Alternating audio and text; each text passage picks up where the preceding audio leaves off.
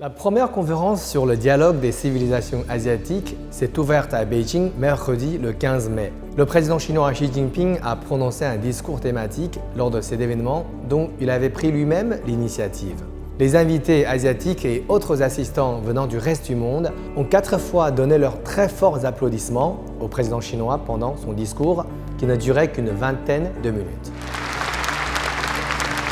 Quand on revient sur ces longues minutes d'applaudissements, on peut constater quels sont les messages qui interpellent le plus les invités internationaux, en particulier ceux venant d'Asie. 认为自己的人种和文明高人一等，执意改造甚至取代其他文明，在认识上是愚蠢的，在做法上是灾难性的。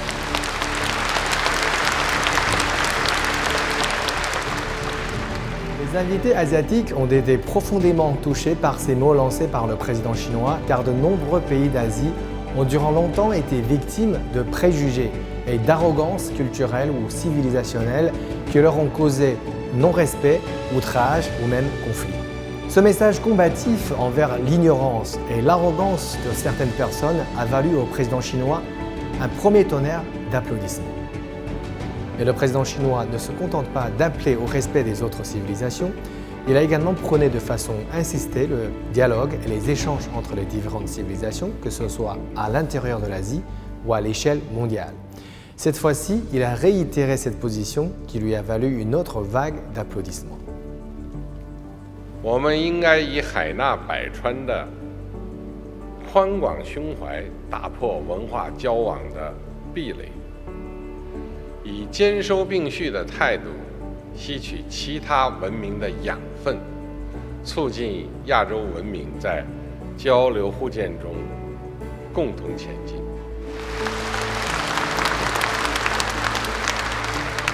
Les invités de 47 pays d'Asie se réunissent à Beijing pour manifester ensemble leur consensus sur le besoin de renforcer le dialogue entre eux. Mais ils attendent également du concret de la Chine, de ce qui peut réellement être mis en place dans un futur proche. Le président chinois ne les déçoit pas. Dans son discours, il y a du concret et beaucoup. Les 2 autres moments où le public a chaleureusement applaudi, c'était justement quand il a présenté des projets précis dans divers domaines pour le rapprochement des peuples d'Asie. 中国愿同有关国家一道，实施亚洲经典著作互译计划 和亚洲影视交流合作计划，帮助人们加深对彼此文化的理解和欣赏，为展示和传播文明之美打造交流互鉴平台。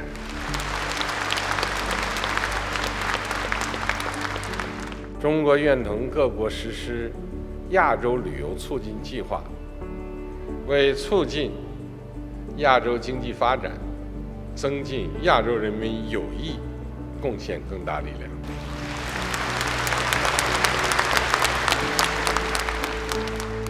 Étant très brillant au premier temps de l'histoire humaine pour ensuite être affaibli par des revers successifs pendant plusieurs siècles, nombreux sont des pays d'Asie qui cherchent à retrouver leur gloire d'antan.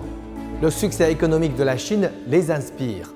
Pourtant, la montée en puissance de la Chine ne la rend pas prétentieuse envers ses voisins asiatiques. Elle reste humble et à l'écoute des autres.